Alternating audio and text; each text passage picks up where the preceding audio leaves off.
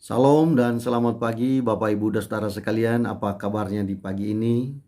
Saya berharap kita semua tetap dalam keadaan sehat, tetap bersemangat untuk berkarya sepanjang hari ini. Tuhan akan menolong dan menyertai kita. Pada pagi ini saya mengajak kita untuk membaca Alkitab, merenungkannya di dalam Amsal pasal 26 ayat 14. Seperti pintu berputar pada engselnya, demikianlah si pemalas di tempat tidurnya. Bapak Ibu dan saudara terkasih, berulang kali di dalam Alkitab itu Tuhan Allah menegur orang-orang yang malas.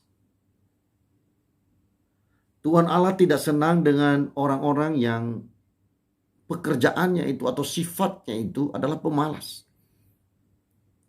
Dan digambarkan oleh penulis Amsal bagi kita bahwa si pemalas itu seperti pintu yang terus berputar pada engselnya. Dia memang bergerak tapi tidak kemana-mana. Dia tidak beraktivitas dan tidak melakukan apa-apa.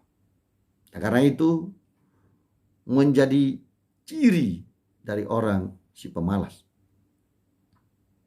Kalau Tuhan Allah membicarakan beberapa kali dalam bagian Alkitab tentang si pemalas, maka itu menunjukkan bahwa Tuhan memiliki perhatian khusus supaya orang-orang malas ini segera dihentikan dan segera diubahkan, bahkan disuruh bertobat.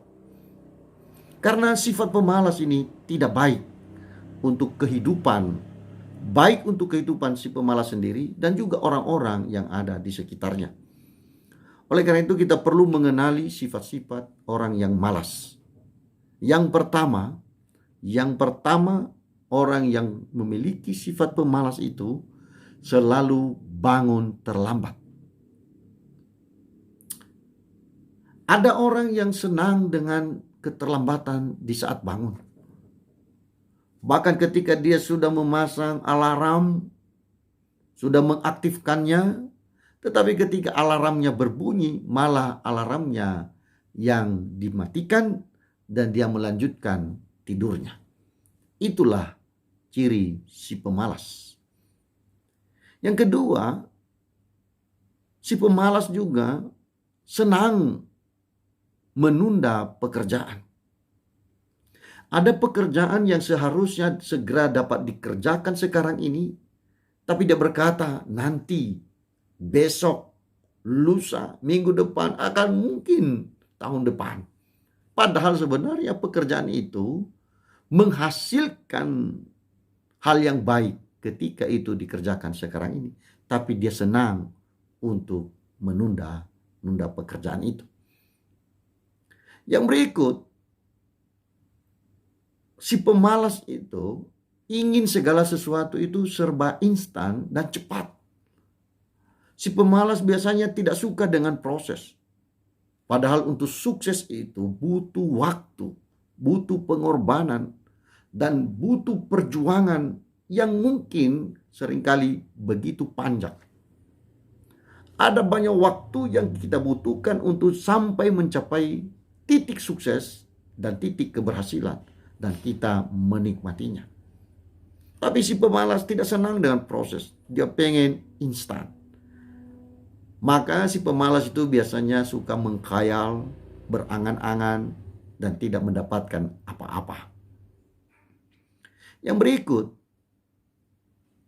bagian yang keempat, si pemalas juga suka untuk mengeluh saat menemui kesulitan.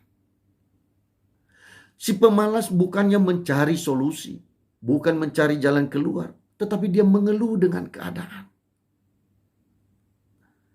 Ini itu, semua itu dijadikan menjadi alasan sehingga dia tidak melakukan apa-apa. Jadi intinya adalah si pemalas itu bukan mencari solusi, tapi dia selalu mencari-cari alasan. Yang kelima dan yang terakhir yang menjadi ciri si pemalas ini, tidak punya perencanaan di masa depan.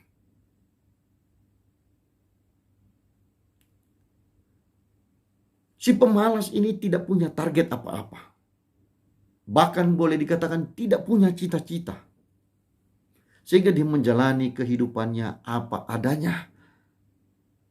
Dia menjalani kehidupan yang kadang orang bilang, wah, mengalir seperti air saja. Mengalir bagaimana? Kalau dia ikan mati, maka dia terus mengalir sampai jauh dan tenggelam membusuk.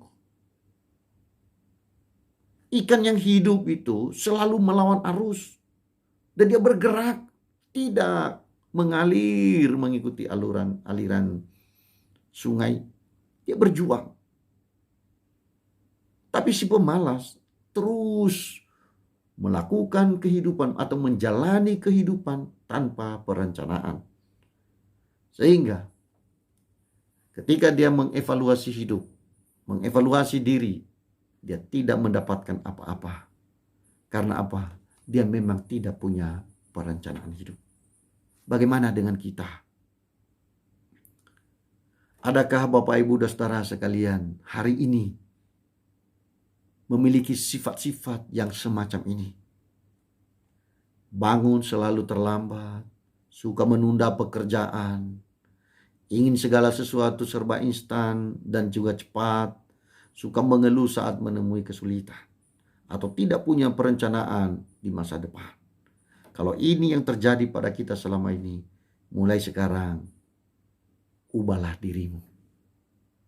Mari kita terus mengupayakan, berubah. Dari si pemalas menjadi orang yang rajin. Sebab di sanalah penyertaan Tuhan nyata bagi kita. Ketika kita berkarya, ketika kita bekerja, Tuhan pasti memberkati. Kiranya anugerah Tuhan terus melimpah bagi kita. Dan sifat-sifat si pemalas ini dijauhkan dari kita. Dan kita meraih kesuksesan karena kita bekerja dan kita berkarya. Tuhan menolong dan memberkati kita sekalian. Amin.